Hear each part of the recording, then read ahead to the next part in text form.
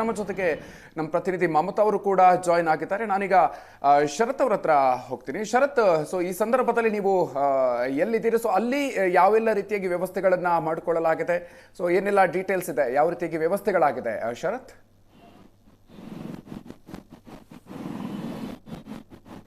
ಮಧುಕರ್, ಇವತ್ತು ಪ್ರಧಾನಮಂತ್ರಿ ನರೇಂದ್ರ ಮೋದಿ ಅವರು ಬೆಂಗಳೂರಿಗೆ ಭೇಟಿ ಹಿನ್ನೆಲೆಯಲ್ಲಿ ಹೆಚ್ಎ ಏರ್ಪೋರ್ಟ್ಗೆ 10:30ರ ಸುಮಾರು ಇಂಡಿಯನ್ ಏರ್ಫೋರ್ಸ್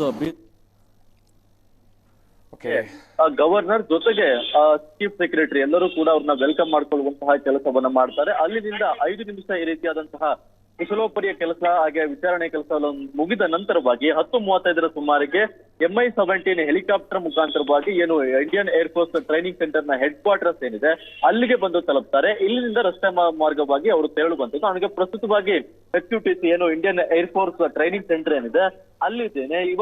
ಇವತ್ತು 10:55ರ ಸುಮಾರಿಗೆ ಇಲ್ಲಿಗೆ ಬಂದು ಪ್ರಧಾನಮಂತ್ರಿ ಅವರು ತಲುಪ್ತಾರೆ. ಇಲ್ಲಿ ಕೆಲವೊಂದಿಷ್ಟು ಅಧಿಕಾರಿಗಳು ಅವ್ರನ್ನ ವೆಲ್ಕಮ್ ಮಾಡ್ಕೊಳ್ಳುವಂತಹ ಕೆಲಸವನ್ನ ಮಾಡ್ತಾರೆ. ಜೊತೆಗೆ ಇಲ್ಲಿ ಕಾರ್ಯನಿಮಿತ್ತವಾಗಿರುವಂತಹ ಅಧಿಕಾರಿಗಳಿಗೆ ಒಳಭಾಗದಲ್ಲಿ ಮಾತ್ರ ಅವಕಾಶವನ್ನ ಕೊಡಲಾಗಿದೆ. ಅದು ಕೂಡ ಇಂಡಿಯನ್ ಏರ್ಫೋರ್ಸ್ ಟ್ರೈನಿಂಗ್ ಸೆಂಟರ್ ಆಗಿರುವಂತಹ ಕಾರಣಕ್ಕೋಸ್ಕರ ಅತಿ ಹೆಚ್ಚಿನ ಬಿಗಿ ಭದ್ರತೆ ಇರುತ್ತೆ. ಯಾರಿಗೂ ಕೂಡ ಇಲ್ಲಿ ಸಾರ್ವಜನಿಕರಿಗೆ ಯಾವುದೇ ರೀತಿಯಾದಂತಹ ಅವಕಾಶ ಇರೋದಿಲ್ಲ. ಜೊತೆಗೆ ಸ್ಥಳೀಯ ರಾಜಕಾರಣಿಗಳಿಗಾಗಿರ್ಬೋದು ಯಾರಿಗೂ ಕೂಡ ಅವಕಾಶ ಇರೋದಿಲ್ಲ. ಇದಕ್ಕೆ ಸಂಬಂಧಪಟ್ಟಂತಹ ಸೆಕ್ಯೂರಿಟಿ ಅಧಿಕಾರಿಗಳು ಮಾತ್ರ ಇಲ್ಲಿ ಕಾರ್ಯವನ್ನ ಮಾಡ್ತಾರೆ. ಇವತ್ತು ಬೆಳಗ್ಗೆಯಿಂದಲೇ ಕೂಡ ಇಲ್ಲಿ ಸಂಪೂರ್ಣವಾಗಿ ಸೆಕ್ಯೂರಿಟಿಯನ್ನ ಪಡೆದುಕೊಳ್ಳುವಂತಹ ಕೆಲಸವನ್ನ ಪೊಲೀಸರು ಮಾಡಿರುವಂತದ್ದು. ಒಂದು KSRP ವಾಹನವನ್ನು ಕೂಡ ಆಯೋಜನೆಯನ್ನ ಮಾಡಿದ್ರೆ. ಜೊತೆಗೆ ಪೊಲೀಸ್ ಕಮಿಷನರ್ ಅವರು ಕೂಡ ಈಗ HQTC ಒಳಭಾಗಕ್ಕೆ ಆಗಮಿಸ್ತಾ ಇರುವಂತಹ ದೃಶ್ಯಾವಳಿಗಳನ್ನ ನೀವು ಸದ್ಯಕ್ಕೆ ಗಮನಿಸ್ತಾ ಇರಬಹುದು. ಸಂಪೂರ್ಣವಾದಂತಹ ಚೆಕಿಂಗ್ ಅನ್ನ ಮಾಡುವಂತಹ ಕೆಲಸವನ್ನ ಪೊಲೀಸ್ ಕಮಿಷನರ್ ಅವರು ಒಳಗಡೆ ಮಾಡ್ತಾರೆ. ಸಿಮಂತ್ ಕುಮಾರ್ ಸಿಂಗ್ ಏನು ಬೆಂಗಳೂರಿನ ಪೊಲೀಸ್ ಕಮಿಷನರ್ ಇದ್ದಾರೆ, ಅವರು ಕೂಡ ಈಗ ತಾನೇ ನಮ್ಮ ಎದುರುಗಡೆ ಒಳಗಡೆ ಹೋಗಿರುವಂತಹ ದೃಶ್ಯಗಳನ್ನು ಕೂಡ ನೀವು ಗಮನಿಸಬಹುದು. ಇನ್ನು ಇವತ್ತು 10:55ರ ಸುಮಾರಿಗೆ ಇಲ್ಲಿಂದ ಹೊರಟಂತಹ ಬಾರಿಗೆ ನೇರವಾಗಿ KSR ರೈಲ್ವೆ ಸ್ಟೇಷನ್ ಕಡೆಗೆ ಪ್ರಯಾಣ ಬಳಸುವಂತಹ ಕೆಲಸವನ್ನ ಪ್ರಧಾನಮಂತ್ರಿ ನರೇಂದ್ರ ಮೋದಿ ಅವರು ರಸ್ತೆ ಮಾರ್ಗವಾಗಿ ಮಾಡ್ತಾರೆ.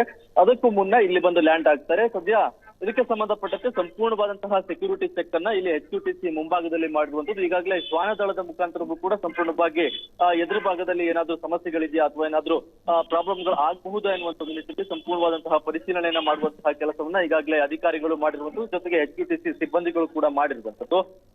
ಇಲ್ಲಿಗೆ ಬಂದು ಲ್ಯಾಂಡ್ ಆದ ನಂತರ ನೇರವಾಗಿ ಪ್ರಧಾನಮಂತ್ರಿ ಅವರು KSR ರೈಲ್ವೆ ಸ್ಟೇಷನ್ಗೆ ಮುಂಭಾಗದಲ್ಲಿ ಹೋಗ್ತಾರೆ. ಇಲ್ಲಿ ಬರುವಂತಹ ವೇಳೆಯಲ್ಲೂ ಕೂಡ ಎಲ್ಲರನ್ನೂ ಕೂಡ ಸಂಪೂರ್ಣವಾಗಿ ಪರಿಶೀಲನೆ ಮಾಡುವಂತಹ ಕೆಲಸವನ್ನ ಪೊಲೀಸ್ ಅಧಿಕಾರಿಗಳು ಮಾಡ್ತಾ ಇರುವಂತದ್ದು.